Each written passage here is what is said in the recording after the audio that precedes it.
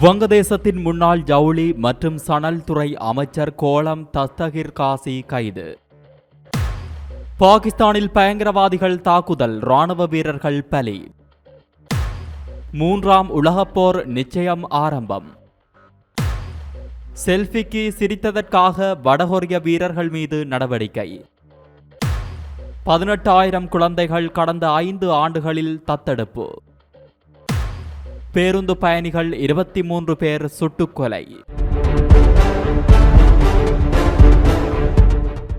ரஷ்யாவுக்கு ஆதரவாக செயல்பட்டதாக குற்றஞ்சாட்டி தங்கள் நாட்டு நிறுவனங்கள் மீது அமெரிக்கா பொருளாதார தடை விதித்திருப்பதற்கு சீனா கண்டனம் தெரிவித்துள்ளது. உக்ரைன் மீது போர் தொடுத்துள்ள ரஷ்யாவுக்கு ஆதரவாக செயல்பட்டதாக குற்றஞ்சாட்டி ஆசியா, மத்திய கிழக்கு நாடுகள், ஐரோப்பிய பிராந்தியங்களில் செயல்பட்டு வரும் பல்வேறு நிறுவனங்களுக்கு எதிராக அமெரிக்கா கடந்த வாரம் பொருளாதார தடைகளை விதித்தது. இந்நிலையில் தங்கள் நாட்டு நிறுவனங்கள் மீது அமெரிக்கா விதித்த தடைகளுக்கு சீனா கடும் கண்டனமும் எதிர்ப்பும் தெரிவித்துள்ளது. இது தொடர்பாக சீன வர்த்தக அமைச்சகம் ஞாயிற்றுக்கிழமை வெளியிட்டுள்ள அறிக்கையில் கூறியிருப்பதாவது: சீனாவை சேர்ந்த பல்வேறு நிறுவனங்களை ஏற்றுமதி கட்டுப்பாட்டு பட்டியலில் அமெரிக்கா இணைத்துள்ளது. இதன் மூலம் சீன நிறுவனங்கள் அமெரிக்க நிறுவனங்களுக்கு பொருட்களை வழங்குவதை அந்நாடு தடுத்துள்ளது. அமெரிக்கா விதித்துள்ள இந்த பொருளாதார தடை ஏற்றுக்கொள்ள முடியாத ஒரு சார்பு நடவடிக்கையாகும். இது சர்வதேச வர்த்தகத்தை பாதிக்கும். இந்த தடை வர்த்தக விதிகளுக்கு எதிரானது. இந்த நியாயமற்ற நடவடிக்கையை அமெரிக்கா உடனடியாக திரும்ப பெற வேண்டும். ஏனெனில் சீன நிறுவனங்களின் உரிமைகளை பாதுகாப்பது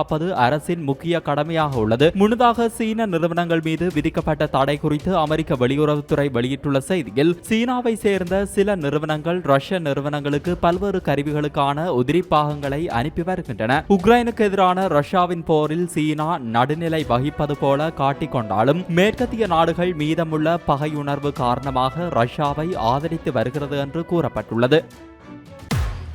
வங்கதேசத்தின் முன்னாள் ஜவுளி மற்றும் சணல் துறை அமைச்சர் குலாம் தஸ்தகிர் காசி சனிக்கிழமை இரவு காவல்துறையினரால் கைது செய்யப்பட்டுள்ளார். வங்கதேசத்தில் ஜனவரி மாதம் நடைபெற்ற 12வது நாடாளுமன்ற தேர்தலில் அவாமி லீக் கட்சியின் சார்பாக நாராயண்கஞ்ச் மாவட்டத்தில் உள்ள டூப்கஞ்ச் தொகுதியில் காசி போட்டியிட்டு வெற்றி பெற்றார். இடஒதுக்கீட்டுக்கு எதிராக நடைபெற்ற வன்முறையில் முன்னாள் பிரதமர் ஷேக் ஹசீனா ராஜினாமா செய்ததை அடுத்து அவாமி லீக் ஆட்சி கலைக்கப்பட்டது. நோபல் பரிசு பெற்ற பொருளாதார நிபுணர் முகமது யூனுஸ் வங்கதேச இடைக்கால அரசின் தலைவராக பதவியேற்றார். வன்முறைக்கு பிறகு டூப்கஞ்ச் காவல் நிலையத்தில் முன்னாள் பிரதமர் ஷேக் ஹசீனா மற்றும் காசி உட்பட 105 பேர் மீது கொலை வழக்குகள் பதிவு செய்யப்பட்டன. இந்நிலையில் டாக்காவில் சனிக்கிழமை இரவு காசி கைது செய்யப்பட்டுள்ளார். முன்னதாக ஹசீனாவின் தனியார் தொழில் விவகார ஆலோசகர் சல்மான் எஃப் ரஹ்மான், முன்னாள் சட்ட அமைச்சர் அனிசுல் ஹக், முன்னாள் சமூக நலத்துறை அமைச்சர் திபு மோனி, அவாமி லீக் கட்சியின் மூத்த நிர்வாகி ASM ஃபெரோஸ், முன்னாள் ராணுவ அதிகாரி மேஜர் ஜெனரல் ஜியாவுல் அக்சன் ஆகியோரையும் கொலை வழக்குகளில் கைது செய்ய டாக்கா நீதிமன்றம் சனிக்கிழமை உத்தரவிட்டது. இதனிடையே வங்கதேச ரைபிள்ஸ் படையின் துணை இயக்குநராக இருந்த அப்துல் ரஹீம் சிறைக்காவலில் கடந்த 2010ஆம் ஆண்டு உயிரிழந்த சம்பவம் உள்ளிட்ட மேலும் 4 கொலை வழக்குகள் முன்னாள் பிரதமர் ஹசீனா மற்றும் அவரது ஆதரவாளர்கள் சிலரின் மீது ஞாயிற்றுக்கிழமை ஒரே நாளில் பதிவு செய்யப்பட்டன. உத்தரப்பிரதேச மாநிலம் சக்ராஜ் மால் அருகே தன்பாத் நோக்கி சென்று கொண்டிருந்த கங்கா சட்லஜ் பயணிகள் விரைவு ரயிலின் 10 பெட்டிகள் மட்டும் தனியாக கலன்று ஓடியதால் பரபரப்பு ஏற்பட்டுள்ளது. இதுகுறித்து அப்பகுதி காவல்துறை கூடுதல் கண்காணிப்பாளர் தரம் சிங் மார்சல் செய்தியாளர்களிடம் கூறும்போது, பெரோஸ்பூரில் இருந்து தன்பாத் நோக்கி சென்ற விரைவு ரயிலின் சில பெட்டிகள் நேற்று அதிகாலை 4 மணியளவில் தொழில்நுட்ப பழுது காரணமாக தனியாக கலன்றன. பின்னர் சிறிது நேரம் ஓடி நின்றது. இதில் பயணிகள் யாருக்கும் காயம் ஏற்படவில்லை என குறிப்பிடப்பட்டுள்ளது. ரயில்வே அதிகாரிகள் கூறியதாவது: படுக்கை வசதி கொண்ட பெட்டிகளுக்கு இடையே உள்ள இணைப்பு துண்டானதால் இந்த சம்பவம் நிகழ்ந்தது. சில மணி நேரங்களில் பழுது சரி செய்யப்பட்டு ரயில் மீண்டும் புறப்பட்டது என்றனர். உத்தரப்பிரதேச காவல்துறை தேர்வை எழுதுவதற்காக 200க்கும் மேற்பட்ட இளைஞர்கள் இந்த ரயிலில் பயணம் செய்து கொண்டிருந்தனர். சம்பவத்தால் தாமதம் ஏற்பட்டதால் 3 பேருந்துகள் மூலம் அவர்களை தேர்வு மையங்களுக்கு அழைத்து செல்ல உள்ளூர் காவல்துறை மற்றும் ரயில்வே நிர்வாகம் ஏற்பாடு செய்துள்ளது. பாகிஸ்தானின் ஹைபர் பக்துவா மாகாணம் கைபர் மாவட்டம் திரஹா பகுதியில் அந்நாட்டு ராணுவ வீரர்கள் நேற்று வழக்கமான பாதுகாப்பு பணியில் ஈடுபட்டுக் கொண்டிருந்தனர். அப்போது அங்கு வந்த பயங்கரவாதிகள் ராணுவ வீரர்கள் மீது சரமாரியாக துப்பாக்கிச்சூடு தாக்குதல் நடத்தினர். இந்த தாக்குதலில் ராணுவ வீரர்கள் 2 பேர் உயிரிழந்தனர். தகவல் அறிந்து விரைந்து வந்த கூடுதல் படையினர் படுகாயமடைந்தவர்களை மீட்டு அருகிலுள்ள மருத்துவமனையில் அனுமதித்தனர். மேலும் தாக்குதல் நடத்திவிட்டு தப்பியோடிய பயங்கரவாதிகளை தேடி வருகின்றனர்.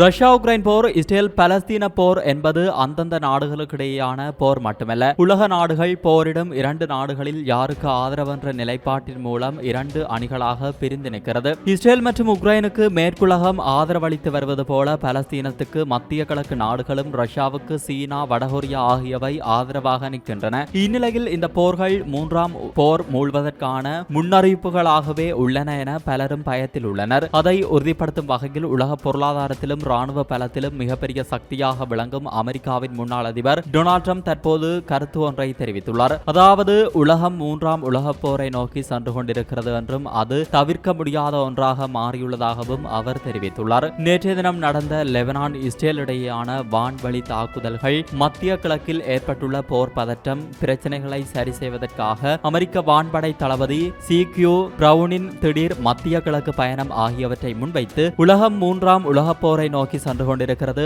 ஆனால் தூங்கு மூஞ்சி ஜோ பைடன் கலிபோர்னியா பீச்சில் தூங்கிக் கொண்டிருக்கிறார். ஜனநாயகவாதிகளால் ஜோ புறக்கணிக்கப்பட்டு விட்டார். காம்ரேட் கமலா ஹாரிஸ் தேர்தல் பிரச்சாரம் என்ற பெயரில் சகாக்களுடன் பஸ்ஸில் டூர் சென்று கொண்டிருக்கிறார் என்று தனது எக்ஸ் பக்கத்தில் விமர்சித்துள்ளார். பாரிஸ் ஒலிம்பிக்கில் பதக்கம் வென்ற பின் செல்ஃபி எடுத்த போது சிரித்த முகத்துடன் காணப்பட்டதற்காக வடகொரிய டேபிள் டென்னிஸ் வீரர்கள் மீது ஒழுங்கு நடவடிக்கை எடுக்கப்பட்டுள்ளதாக தகவல் வெளியாகியுள்ளது. வடகொரிய டேபிள் டென்னிஸ் வீரர்களான டி யோங் சிக், கிம் கும் யாங் மீதே குறித்த ஒழுங்கு நடவடிக்கைகள் எடுக்கப்பட்டுள்ளதாக கூறப்படுகிறது. வடகொரிய விளையாட்டு வீரர்கள் 2024 கோடை கால ஒலிம்பிக்கில் கலந்து கொண்டு சில பதக்கங்களை பெற்றனர். இதன்போது தென்கொரிய விளையாட்டு வீரருடன் வடகொரிய விளையாட்டு வீரர்கள் செல்ஃபி எடுத்துக்கொண்ட தகவல்கள் இணையத்தில் வேகமாக பரவின. தென்கொரியா மற்றும் வடகொரியா இடையே போர் நிலவினாலும் இரு நாட்டு விளையாட்டு வீரர்களும் ஒன்றாகவே காணப்பட்டனர். அப்போது இந்த புகைப்படங்கள் இணையத்தில் வெளியானதை அடுத்து தென்கொரிய விளையாட்டு வீரர்களுடன் புகைப்படம் எடுத்ததற்காக விளையாட்டு வீரர்களுக்கு எதிராக கிம் ஜாங் உன் நடவடிக்கை எடுக்கக்கூடும் என்றும் கூறப்பட்டன. போட்டிக்கு முன்பே மற்ற நாட்டு வீரர்களுடன், குறிப்பாக தென்கொரிய வீரர்களுடன் உறவு கொண்டாட கூடாது என வடகொரிய வீரர்களுக்கு கட்டுப்பாடு விதிக்கப்பட்டுள்ளது. இந்நிலையில் அவர்கள் செல்ஃபி எடுத்ததற்காக ஒழுங்கு நடவடிக்கை எடுக்கப்பட உள்ளதாக தகவல் வெளியாகியுள்ளமை குறிப்பிடத்தக்கது. உலகம் முழுவதும் பிரபலமான டெலிகிராம் சமூக ஊடக தளத்தின் நிறுவனரும் தலைமை நிர்வாக அதிகாரியுமான பாவெல் துரோவ் பிரான்ஸ் நாட்டில் சனிக்கிழமை கைது செய்யப்பட்டுள்ளார். சட்டவிரோத செயல்களில் ஈடுபடுவோர் தகவல் பரிமாற்றத்திற்காக டெலிகிராம் செயலியை பயன்படுத்துவதை தடுக்க தவறிய குற்றச்சாட்டில் இவர் கைதாகியுள்ளார். ரஷ்யாவில் பிறந்த பாவெல் துரோவ் தனது சகோதரருடன் இணைந்து டெலிகிராம் குறுஞ்செய்தி செயலியை கடந்த 2013ஆம் ஆண்டு தொடங்கினார். மெட்டா நிறுவனத்தின் ஃபேஸ்புக், வாட்ஸ்அப் மற்றும் இன்ஸ்டாகிராம், டிக்டாக், வீசாட் போன்ற பிற சமூக ஊடக தளங்களுக்கு போட்டியாக தொடங்கப்பட்ட டெலிகிராமுக்கு இப்போது உலகம் முழுவதும் 95 கோடி பயனர்கள் உள்ளனர். இதற்கிடையே ரஷ்ய அரசின் தொடர் அதிகார தலையீட்டால் ஐக்கிய அரபு அமீரகத்துக்கு கடந்த 2017ஆம் ஆண்டு குடிபெயர்ந்த துரோவ் டெலிகிராம் செயலியின் தலைமையிடத்தையும் அந்நாட்டுக்கு மாற்றியதாக கூறப்படுகிறது. இதனையடுத்து கடந்த 2021ஆம் ஆண்டு பிரான்ஸ் நாட்டின் குடியுரிமையை துரோவ் பெற்றுள்ளார். பிரான்ஸ் நாட்டில் தொடர்ந்து அதிகரிக்கும் போதைப்பொருள் கடத்தல் மற்றும் இணையவழி குற்றங்களுக்கு டெலிகிராம் செயலி அதிக அளவில் பயன்படுத்தப்பட்டு வருவதாக புகார் எழுந்தது. இதுபோன்ற சம்பவங்களை தடுக்க தவறி செயலியின் நிறுவனர் துரோவ் உடந்தையாக இருந்ததாக குற்றஞ்சாட்டப்பட்டார். இந்நிலையில் பிரான்ஸ் நாட்டின் தலைநகரமான பாரிஸில் புகாரில் உள்ள போர்ஜெட் விமான நிலையத்தில் பாவெல் துரோவ் சனிக்கிழமை மாலை கைது செய்யப்பட்டார். இவரின் கைது நடவடிக்கை குறித்து பிரான்ஸ் உள்துறை அமைச்சகம் மற்றும் காவல்துறை அதிகாரிகள் இதுவரை எந்த கருத்தும் தெரிவிக்கவில்லை என்பது குறிப்பிடத்தக்கது.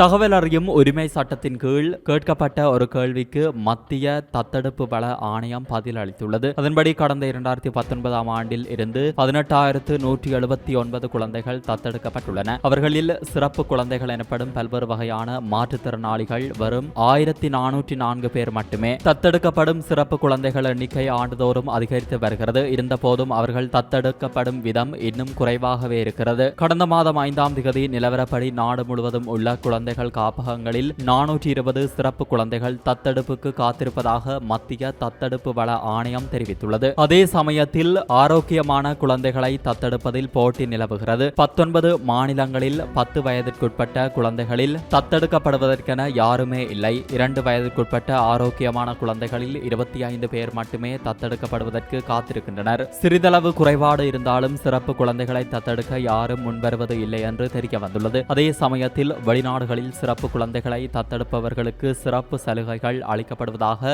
மத்திய தத்தெடுப்பு வள ஆணையத்தின் முன்னாள் தலைவர் தீபக்குமார் சுட்டிக்காட்டியுள்ளார். தான் தலைவராக இருந்தபோது ஆண் குழந்தைகளை விட பெண் குழந்தைகள் அதிகமாக தத்தெடுக்கப்பட்டதாக அவர் தெரிவித்துள்ளார். பாகிஸ்தானின் பலுசிஸ்தான் மாகாணத்தில் பேருந்துகளில் பயணித்தவர்களை தடுத்து நிறுத்திய பயங்கரவாதிகள் அவர்களை இறக்கிவிட்டு அவர்களின் அடையாளங்களை சரிபார்த்த நிலையில் திடீரென துப்பாக்கிச்சூடு நடத்தியுள்ளனர். இதில் 23 பேர் உயிரிழந்துள்ளதாக தகவல் வெளியாகியுள்ளது. பலுசிஸ்தானின் முசாஹெல் மாவட்டத்தில் இந்த சம்பவம் நடந்துள்ளது. சம்பவ இடத்திற்கு வந்த போலீசார் உடல்களை மீட்டு மருத்துவமனைக்கு அனுப்பி வைத்தனர். இறந்தவர்கள் பஞ்சாப் மாகாணத்தை சேர்ந்தவர்கள் என அடையாளம் காணப்பட்டது. மேலும் பயங்கரவாதிகள் 10 வாகனங்களுக்கும் தீ வைத்தனர். இந்த கொடூர சம்பவத்திற்கு பலுசிஸ்தான் முதல்வர் சர்ஃபராஸ் புக்டி கடும் கண்டனம் தெரிவித்துள்ளார். இது போன்ற பல செய்திகளை தெரிந்து கொள்ள நம்முடைய சமூக மீடியா யூடியூப் சேனலை சப்ஸ்கிரைப் செய்து அருகிலுள்ள பெல் பட்டனை கிளிக் செய்யுங்கள். மேலும் செய்திகளை உடனுக்குடன் தெரிந்து கொள்ள சமூகமீடியா.com என்ற இணையதளத்தின் வாயிலாக எங்களுடன் இணைந்திருங்கள்.